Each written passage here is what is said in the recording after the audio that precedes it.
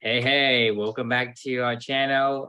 This is a year of magical learning. AKA YOML. So we are on YOML 138, book 138. And today we want to talk about the new science of a lost art. And I'll let Chris reveal the secret. Yeah. Have you read this book, by the way? I have. Yeah. Okay, good. Yeah. All right. So this book we're going to be talking about today is a book called Breath by the author James Nestor. The subtitle is A New Science of a Lost Art. This book's about breathing. It's about kind of the history of breathing. It's about humanity and our, why we breathe. You could have called it Why We Breathe. A lot of different, trials and studies and things like that. Psychology and biology and a lot of experimentation and autoimmune diseases and why modern day we've evolved to do what we do today. Just kind of all a deep dive into the history of breathing for humans. How our facial structures have evolved, how just how life has evolved around breathing. This particular book, what was your thoughts on the book? Like, did you like it? Did you enjoy it? I love it. I mean, I think is a lot of people, and I think the subtitle is relevant in my mind, because for me, I come from a more of a Oriental and kind of like background. So for me, my belief is that breathing is our only control that we have that actually can influence our involuntary system. That's the only channel for you to control your heartbeit, for example. No, hey, don't ruin my reflection. Oh, you ask. I just did you enjoyed the book though, right? I do. Okay. I do. All right. So I also really enjoyed this book. So the I enjoy it because I think it's valid. Yeah, and I learned a lot actually. So my reflection title on this one is I have a theory.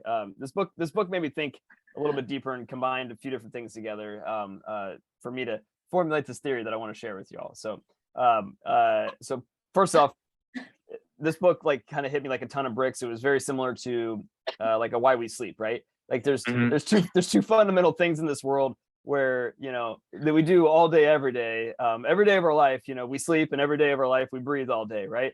And these are probably two of the things that I knew nothing about. I mean, in terms of the why behind it, science behind it, how that's evolved, like the history of it, I just don't know. I didn't know anything. Like, I mean, I've never ever even thought to look into it. And it was just one of those like face palm like books that you read and you're like, shit, like breathing is really important.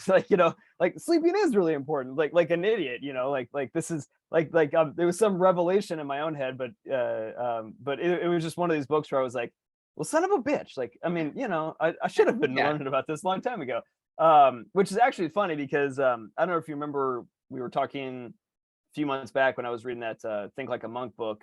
And the first thing that they teach, do you know what the first thing is? They teach students at like the age of how to breathe. That's the first thing. They're like that's the only thing that that's fundamental to everything, and you do it all day long. They're like, if you can figure that out, you can figure out a lot of things. And that was like that's the first thing that they teach students when they're like 5 years old is how to breathe. And I was like, well, shit, like you're right, from an Oriental perspective or that kind of world, like they definitely have a different take on breathing and how it connects just our universe around us. I mean, I mean, there's a lot of anyway, actually I'm ruining my own reflection now. So it's all right.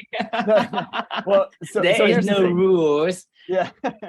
Well, it's about trying to express to our audience what we mean by our lessons for the day. Yeah, no, for sure. No, so as long as we can make that clear, I think we have done a great job.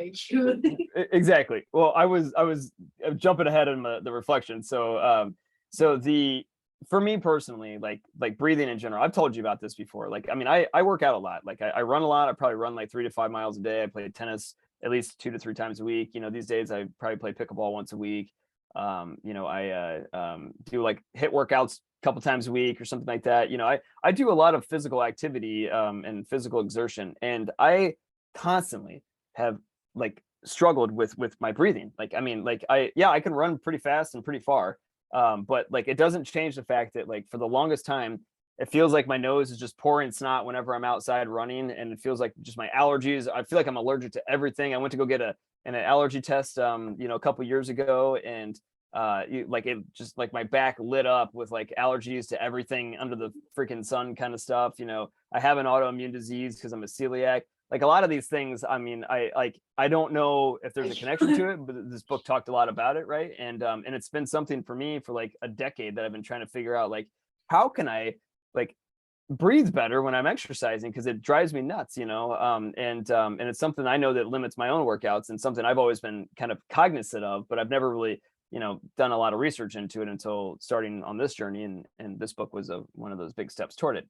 So after reading this book, actually, that started me down a road of doing a monthly challenge of breathing, and it did help. Like, I mean, breathing exercises for a month, and it helped. And now I do those Wim Hof things that I just did it right before this thing. I literally just did my Wim Hof breathing right before this. I wasn't really even thinking about it, but I just did, because that's what I do every day now. So, but all said, like I still have some issues. I still have some like congestion and nasal drainage and stuff like that whenever I'm running outside. But it's nowhere near as bad as it was before, and I know that I'm, you know, kind of on the right path, I guess, at least toward trying to figure out how to fully break through with this kind of stuff. And I know that I'll figure it out someday eventually. But yeah, that's kind of where it led me to this, my theory, right? So here's the rabbit hole this whole book made my brain go down. And I think we may have talked about this before in the past, but so you remember back in the book by Bill Bryson, the book The Body, where we learned about, like, you know, you have 1 billion heartbeats. The average mammal, no matter how big or small they are, they have it across humanity, or I mean across all mammals, like their heart averages about 100 billion beats, or sorry, 1 billion beats over their lifetime. So larger mammals, you know, like elephants or something like that, their heartbeats really slow. They actually don't have huge heartbeats, and it really has a lot to do with like body warmth and you know, amount of fat, stuff like that, as to keeping yourself warm. Like a little mouse, you know, their heartbeats like 600 times a minute, you know, kind of thing. So they burn through their billion heartbeats really fast. Well, so here's my theory, right? Early on in humanity, there was these really smart people that were messing around with their breathing, and they figured out that connection between your breath and your heartbeat. And they were like, man, this is, you know, they didn't call it meditation, or they didn't call it whatever they wanted to call it. They were just breathing and noticing that when I control my breath, like I can control my heart rate, I can control other things. And all of a sudden, these people started to live longer, and people started to go, man, what are those people doing over there? What do they know that I don't know? So then they started coming to them, and they're like, yeah, man, it's like I do this breathing stuff, and I'm living longer. And other people started to go, well, shit, if all these people are doing this stuff, let's just follow along with that. And then that ultimately became like meditation or something like that. And then meditation grew around, culture started to grow around these things. And then you had structure like religion and philosophies and all this other stuff. And now you had like Buddhism, or now you have like whatever. And it all started from trying to make sure that your heart rate was staying as slow as possible by controlling your breath. And then we built all this amazing other stuff around it to continue to enhance on that, to try to always at the end of the day, it's to control the heart rate, to live longer, to live healthier, to live longer, and keep that heart as strong as you possibly can, and is also at the same time beating as less as it needs to, or as least amount that it needs to get your body to what it needs to do. And it all is because of breathing. And like this is my theory. Like I said, I finished this reflection off of saying I don't know anything, because I don't know anything, but like this is my theory, and I'm sticking to it for now until somebody tells me otherwise. But I think the religion and philosophy and Buddhism and a lot of these other things that have spun up have been exactly because of breathing and controlling your heart rate. Tell me I'm wrong or right. I mean, I think you're right. I mean, it seems to align with the observation that we see. If you look at like most of the lifespan of an animal, like you look at the lifespan of a rat, right? We know that a rat has 600 beats per minute. Right. And its lifespan isn't as long as, let's say, a human. Yeah, an Right? elephant. Or, Human is average about 70 to 80 heartbeats on an average. What Right? is that? Yeah.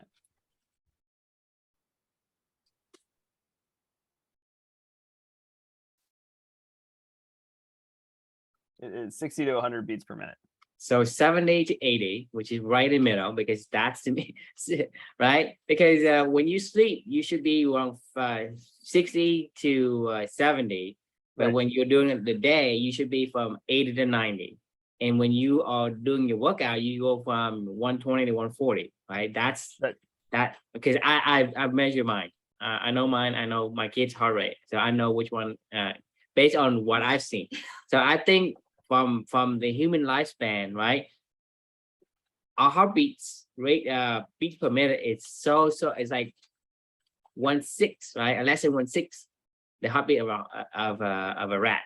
So Right. therefore, we should have at least 6 times the span of a rat. So What depending is on the average lifespan of a rat? It is a black rat. It's 12 months, two years. It looks like Right. 2 years. So we say at least 6 times. 2 to 4 So- years. Yeah. Right. So we need to go at least what is it, 6 times? Not 6 times. No, 10 times. 60 times. 60 times. Yeah. 60 times. Sorry. Like 600 divided by 80. 600 divided by 80 is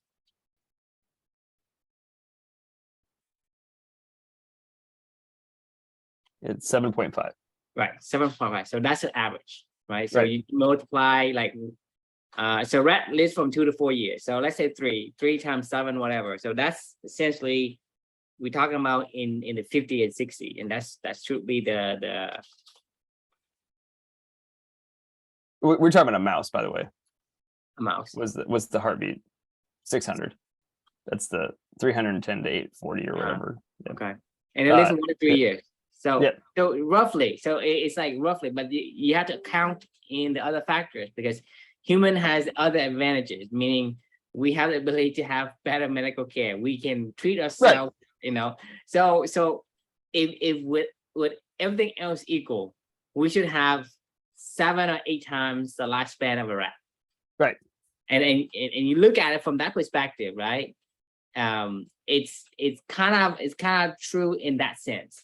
Yeah. But at the same time, you have to factor in other stuff, like, you know, whether or not the predators, whether or not the living conditions, and be able to treat yourself, be able to recover and all that. So you look at a heartbeat of a turtle, right? The heartbeat of a turtle is actually like much lower than the humans, like in 30s or somewhere. Average turtle. 25. 25, right? So turtle live longer than us. Right. Mostly. You can't like take like one turtle and say, hey, you know, they still only live like 2 years. But most turtle in the ocean, they live, you know, a long time. So basically, you can see some evidence that there's not really an apple comparison because there's other factors that contributes to the lifespan as well. But the heartbeat, in terms of its trend, it is supporting the fact that we have approximately, you know, a set number of heartbeats Right. in our lifespan. And I think if somebody is able to lower the heartbeats, Mhm. then they should be able to have a little bit more than reserve for a longer life. And so to me, that makes sense. It's not fact for me at the moment, but essentially, like you say, it's a theory, and I think a theory, it makes sense so far. It doesn't contradict Yeah. what we observe. I mean, until we can find other evidence to on the contrary. But at the moment, I think if you can, I mean, right now, if you have a heartbeat that is like 100 or 150, right? What do you think your health condition would be if your heartbeat is at 150? Not good. Exactly. That means Yeah. that how long do you think you can live? Because if you're not good, then you're not healthy. If you're not healthy, how long do you expect to live? So that's what I'm saying is Yeah. evidence it is supporting this theory. Yeah. And I mean, I really do think that like people saw people living longer and they were like, what are you doing? You know, and they're like, well, I just breathe, you know, and I, you know, do some controlled breathing or something like that. I mean, I really think it was that easy. Like I know meditation it's has controlled breathing, but like I said, there's many other factors involved because let's say you're stressed out, your heart rate is going to be like in the 90s, right? Breathing is something that I think, you know, for me, there's three most important things that we have fundamentally that we took for granted. The first one is breathing. The second one is sleep, and third one is having quality H2O, quality water. I have not read this book yet, so so those are three fundamental that I think that we need to make sure we take back the control and not take it for granted. Because people are like, oh, I'm waking up early, you know, I want to be like these billionaires that wake up early and I sleep only 4 hours. You just you know, I think that's you're misinformed, you're confused, right? Most people need to have an optimal brain to be creative, the most optimal, because I truly believe that if you sleep 4 hours and you can be creative, you can be even more creative when you sleep for 8 hours. Or the four sleeping needs that that your body must have, right? Whatever it is. And it may be different for you, maybe different for other people, but it's essentially you have to satisfy that need to fully give your brain the 100% it needs to do the task that you want to do, whether it's to run a business or to do whatever. There are many other factors like the capacity of a person, their background, the experiences, their I guess their combinations of the skills and whatnot, and that makes them who they are. But I guarantee you say, well, I'm pretty good at this, but I say you can be better if you are optimal with your three things, right? Your breathing, your sleeping, and your hydration. I'm all in on this hydration. Now I got to read a book about it. I was wondering, you know, when you talk about like the 4 hours of sleep of people and stuff like that, nobody ever talks about if they nap like 2 times a day, you know, like, you know, I mean, like, I don't know how you could ever operate. I feel like you would just get sick and break down eventually, you know. I don't, to me, you, there's for me, there is 2 things you have to have in sleep. The first thing is you have to have a deep sleep. That means it requires at least 3 hours. 3 hours sleep. That means you need at least 3 hours. Most people need 3 hours. That means that if you can go to sleep, because the deep sleep cycle is required for you to repair anything that is left unrepaired during the day. When you stress out and your body run and it doesn't have the time to repair and to clean out, do house cleaning, you have to have the deep sleep. Okay. The second one is called a REM sleep. The REM sleep, it can go from so after the 3 hours, it can go from like another 3 to 5 hours. That's a total of 8 hours. In a REM sleep, this is where your memory is actually working, right? So you're talking about the first 3 hours, 3 to 5 actually. So 3 is a minimum. 3 hours minimum for you to do repair. If you're not, like let's say you stressed out or you have a flu or you have, so your brain is actually tell your body to go and repair things in those 3 hours. So you don't repair those, your body is going to become weak. Your health physically become weak. The second part of the REM sleep is where your eyes has rapid eye movement called REM, right? So that part is where your brain is actually storing the memory it has for the day previous. Like you're talking about your son Luca learning how to walk right before sleep. So that's going to entrench into his memory. It's going to get re-indexed, and it's going to make him able to remember things much easier and much better, and be more creative, and all the creativity and all the ideas they have during the day, it's going to coalesce into something more meaningful. So those things are essential. So you are looking at least 5 to 6 hours in a straight line. You cannot say, I'm going to sleep 2 hours and snap. No, that doesn't work. I'm sorry, but that does not work, because look at the scientific study with the sleep. You have to have this full cycle. If you interrupt the cycle, you're not finished house cleaning. So I don't think naps is a replacement for having a short sleep cycle. Nap is good during the day to kind of give you that boost of energy, but Right. it's not a replacement of the I long agree sleep with that. cycle. Yeah, no, I agree with that.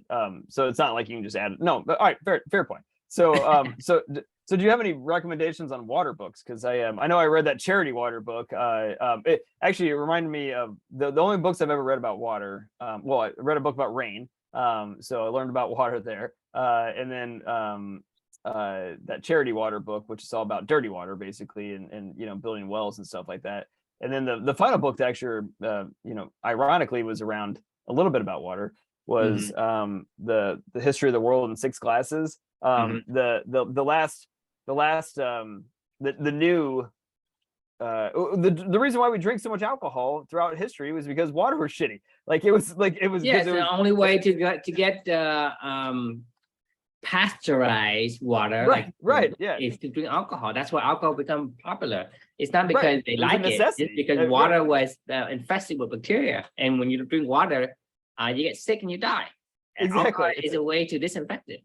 Right. So like the irony of that whole book, he wrote at the very end of it, he was like, if I'm gonna make this book in 100 years, it'll probably actually be, you know, water as, you know, one of those history of the world in 6 glasses kind of, you know, things, because now for the first time ever, we do have the ability to you know, to manufacture clean water, I mean, regularly, and have it pretty much on tap for the majority of the world, not everybody, but I mean, Quality water. Right, exactly. So no, I'm kind of curious now to learn about what is quality water to you. Well, I don't have a book that come across, and I have been looking, but you know, throughout my life, you know, I always feel like water is important because I think this is something people take for granted.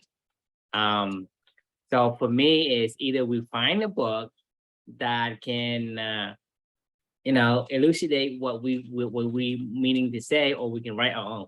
What about Water, a biography? Water 4.0, the past, the present, and the future of the world's most vital resource. That looks good.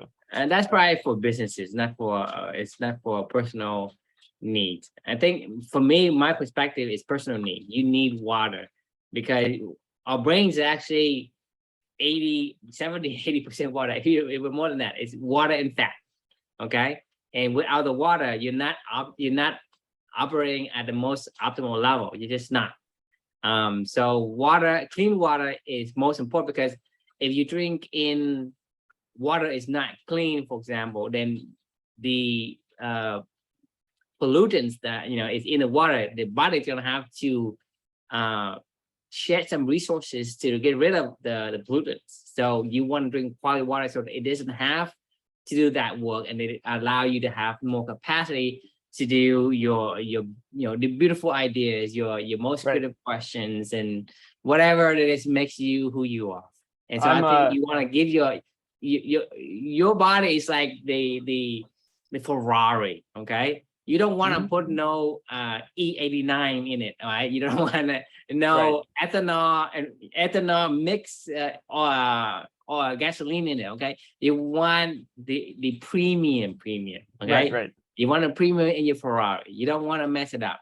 So you know, I've actually heard that from like professional athletes, like LeBron James and a few other people. They swear by Fiji water. They only will drink Fiji water because of the alkaline nature of it or whatever. They're like, they swear it adds like performance boosting to their you know, whatever. I actually this is different for me. From my perspective, it's more for the brain than for the body. Yes, the body has it, but the brain needs it more. The body can be improved with the alkaline water, but the brain actually is more important. In sports, you know, most sports they use it for physical, you know, physical benefits. Versus in my case is I'm looking at water optimally for the optimal performance of the brain, because we are supposedly thinkers, right? And we recognize ourselves as imaginations are human superpower, and I want to make sure I utilize that superpower to its fullest, because we got to walk the talk. We learned the lessons that, you know, we have a superpower that we're not we'll underutilize them. So right now we have to figure out how do we use our superpower even more. Just like we talked about yesterday, if you love to talk, figure out how to talk more by shut up and listen for a while so you can figure out how to talk more. So same thing with this reflection is how can you make something more by doing things that that you've learned in the past. Like for example, breathing, right? Breathing is actually going to give your brains a chance to it matters. I mean, like I visibly I feel it, a lot. I mean, like I feel energized after I do like the Wim Hof breathing stuff. I feel I mean, honestly, I know for a fact the first few weeks that I've started doing the Wim Hof stuff, like it felt like my heart was going to explode after I got done with it. I remember telling this guy I was playing a tennis match against, it felt like there was something like right here in my chest. I could just feel throbbing like up my neck. Like, and I was like, this just felt weird, like all day for like the first like week or two after I started doing it. Cause it was stressing my heart so much and it was just pumping so hard.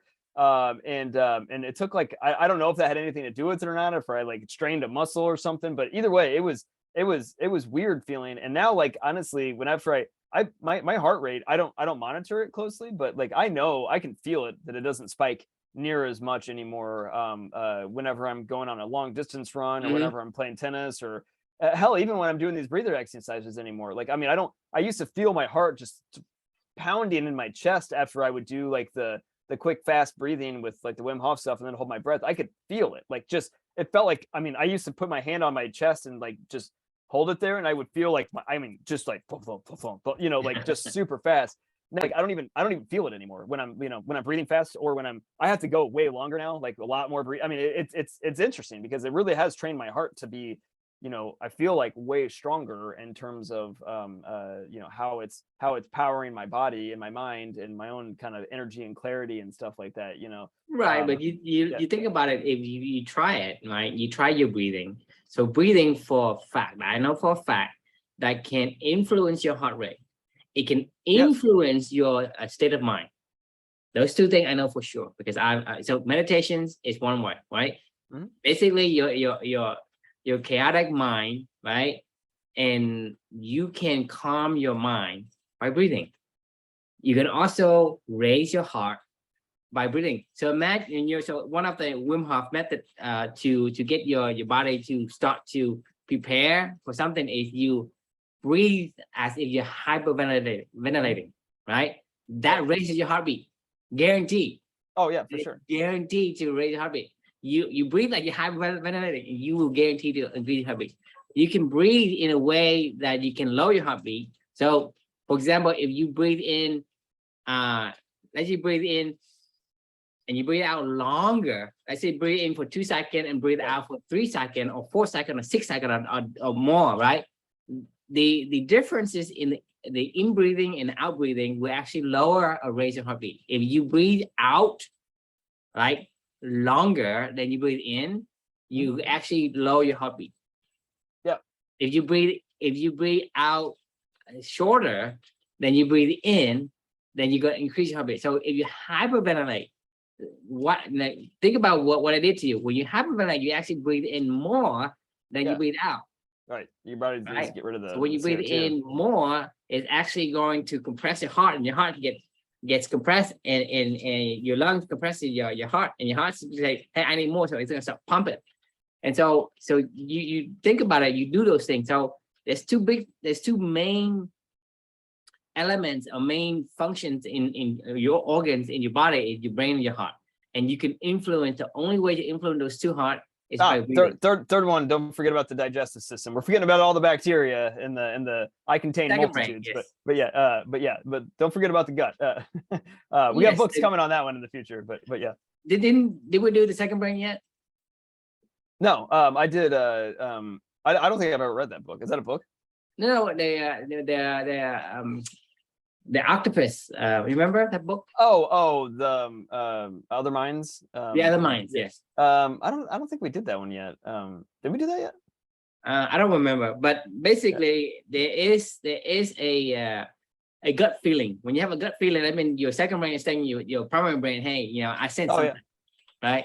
And so the other mind explains how the evolutionary split in terms of one tree branch goes to the human tree branch, the other one goes to octopus, where we share that commonality, and octopus has the brain's in the stomach. And so we have a brain in the stomach as well. It's just that it's for a sure. secondary one that we don't use it as the main central unit.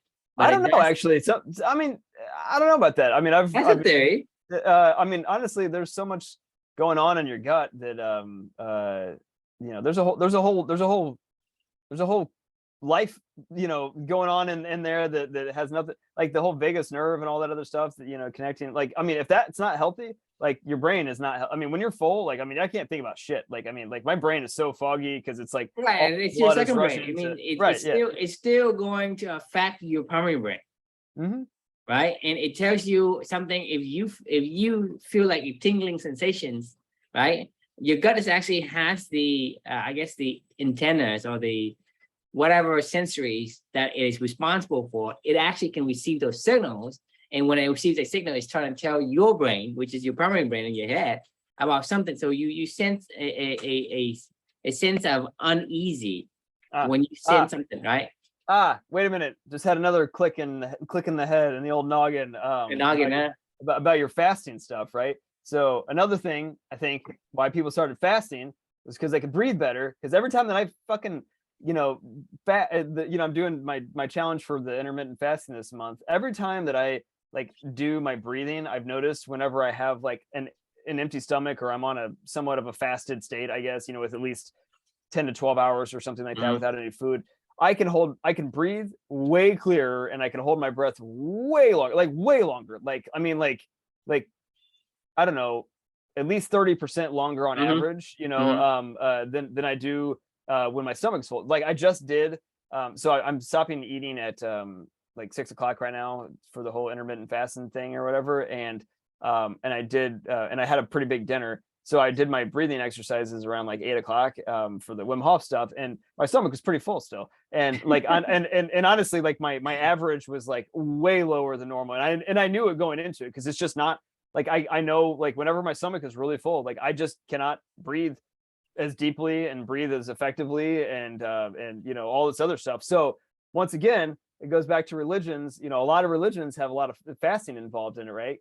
To breathe better, to control your heart rate better, and they live longer. And then all of a sudden, you know, people keep coming up to them and they're like, what are you guys doing over there? We're like, well, we're just trying this like fasting thing, you know, because I feel like we can breathe a little better. And then all of a sudden they're like healthier, living longer lives. And people are like, there's something going on here, you know, and then more people come to it. And then all of a sudden you build this culture around it, and then you build the rules around it. And then you have what we have today. And we're like, oh yeah, you just fast because that's what you're supposed to do. Or yeah, you know, you meditate because you breathe. You need to breathe, you know, like, I mean, like it's, I swear to God, like, I mean, I'm not joking. Like this is all about like the heart, the gut, the fasting, the breathing. Religion is all about this stuff of getting your heart rate to live longer, and whatever we want to do with that, I guess, you know, maybe we're happier and healthier when we live longer. I don't know. But I swear to you, I swear to God, this has got to be like, it all just makes too much sense.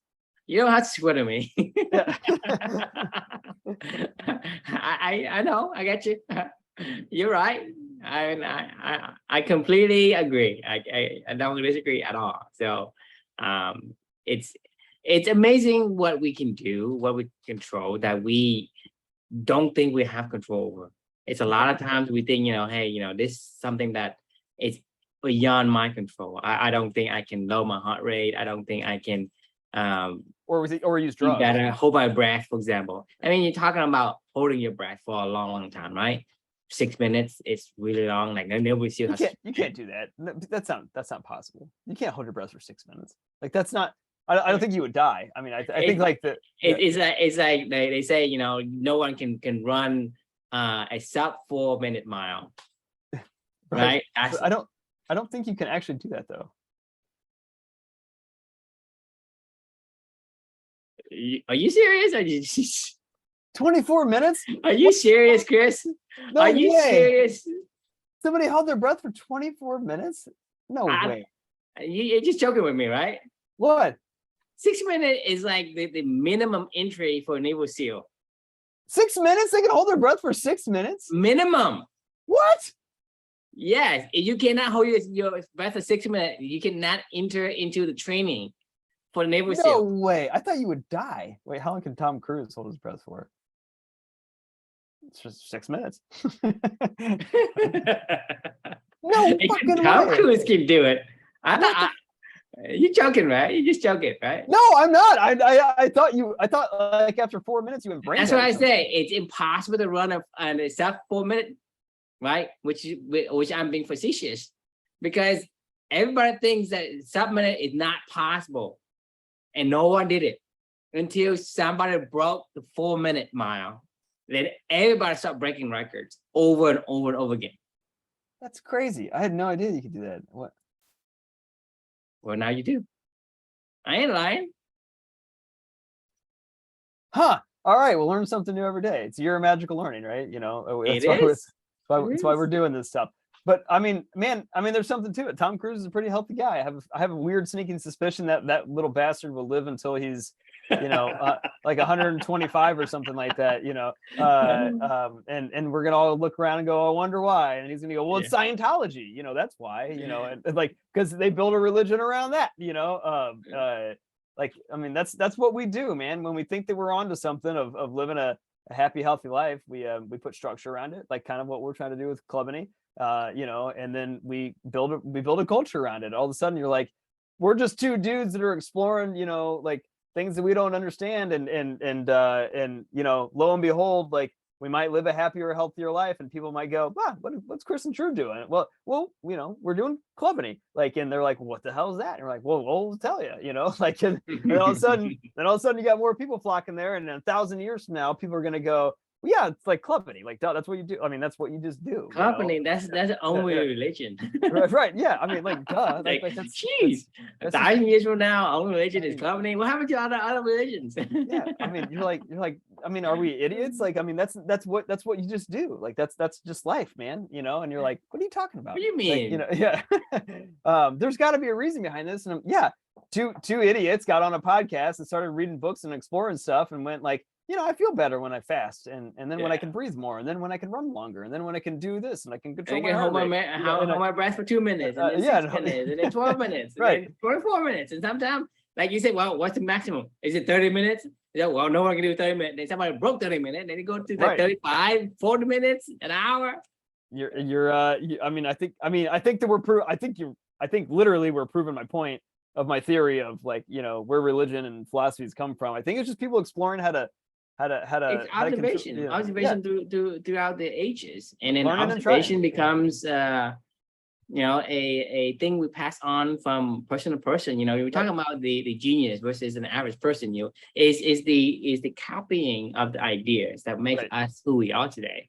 And like I said, some of these things we take for granted over the years, just because it becomes so pervasive, and it's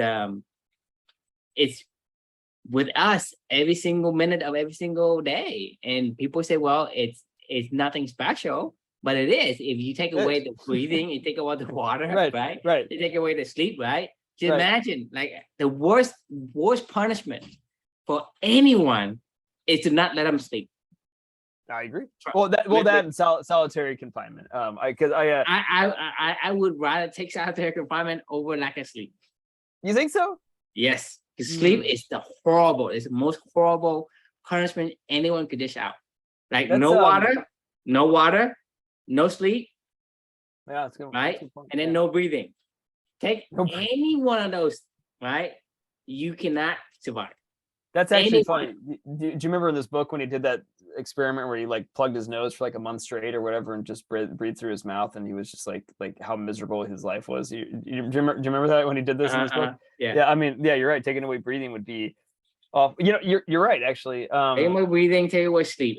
We're so social creatures, though. That's a big part of it. So like, I don't know. Yes, but what I'm saying, it is still important to be social. Right. But this is even a higher need. This is I don't know. I don't know. I think we could debate that one a little bit further, because I'm not ready to concede I will bet you that you can survive a month without anyone, right? You need solitary, but you can't survive more than a few days without water or without sleep. You will probably die in a week if you don't sleep. Fair. I don't disagree with you on the I would die faster without those. Yes, that's why I'm saying Yeah. you have a higher need than the Sudarshan. You can I don't know correct that it's a by higher 1 need. month. It is Like, higher. I don't know that It's it's still higher. important. It's It's still a important to have theological social higher. aspect in your life, but it is higher. The 3 most highest need that you have. I would You argue gotta maybe breathe. it's lower. It's just a foundational element that yes, you need it. What's the point? If it's foundational, to me, that's the foundation. Well, what's That's the point of life if you don't have, human connection? Like, I mean, great. Like, I There's can't no drink point of water, life, but you cannot let you if you can cannot. drink, wait, but Let's if you say can, I stop you breathing for 1 hour, you will die. if I put you next to like the nicest, cleanest lake in the history that's ever existed in this world, with the freshest air and Honestly, by me, I probably can. but by I yourself probably for the can rest of your survive for a life, it year. would. But you wouldn't have a happy life. Like, I mean, That's secondary. Survival first, then happiness comes second. well, what's the point of surviving if you're not going to be happy? It's just you just cannot end you. You can't end yourself. You just can't do it.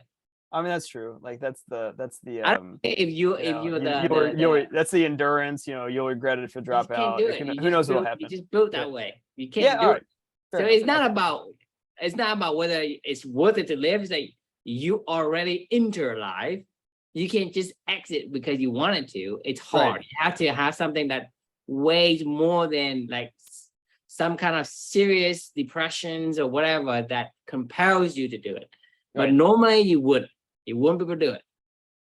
Okay. You All right. just All right. couldn't. All right. All right. You win. You win this battle. I'll concede. But either way, I think coming back to the book in general, like, it is really funny to draw the parallels of what we're trying to do with Clubany, and it's funny that, like, you think about things like meditation, and we've talked about this, and I know I talk about this in subsequent reflections going forward, but like, the idea of meditation for me is like this big, long, daunting process of having a big elephant Buddha behind me, pillows on the floor, sitting cross-legged, chanting Om, and straight back, and all these rules and whatever. All And the it's like, no, media, all it's the just media that you're consuming that just skew your perspectives. exactly like that. But this is, I'm saying, like, the funny thing is in 1,000 years maybe that's what people do with Clubany, and they're like, there's all this ritual. We're like, I don't get it. Like, what's the point?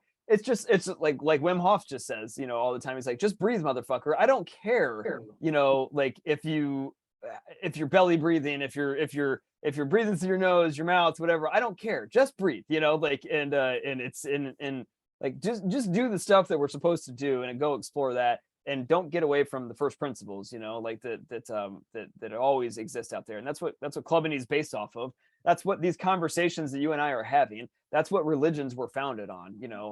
I know for a fact that is what they were founded on. It is not what it looks like today. That's because, humans do what we do best, and we continue to put, our imagination and structure and culture all around these things.